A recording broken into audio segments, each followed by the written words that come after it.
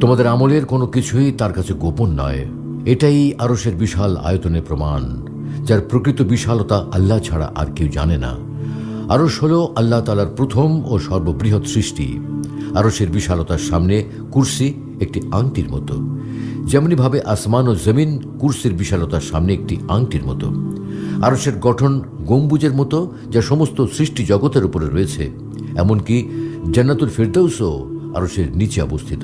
আরশের কয়েকটি পা রয়েছে। হযরত মুসা আলাইহিস সালাম হাশরের মাঠে তার একটি ধরে থাকবেন।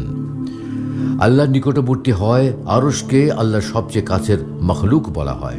আবু হুরায়রা রাদিয়াল্লাহু তাআলা আনহু হতে বর্ণিত, রাসূল সাল্লাল্লাহু আলাইহি ওয়াসাল্লাম বলেন, যখন তোমরা আল্লাহর কাছে কিছু চাইবে তখন জান্নাতুল ফিরদাউস চাইবে, কারণ সেটি হচ্ছে সবচেয়ে প্রশস্ত ও সবচেয়ে উঁচু জান্নাত। আর দয়ালু আল্লাহর আরশটি এরই ওপর অবস্থিত।